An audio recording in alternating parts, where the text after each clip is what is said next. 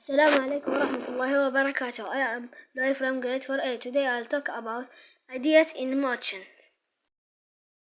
Closest and complex sentence. An independent clause can stand alone as a sentence, but a dependent clause cannot. A dependent clause usually begins with a subordinating conjunction. A complex sentence includes an independent clause and one or more independent clauses. The subordinating conjunction who, whose, whom, which, and that are called relative pronouns.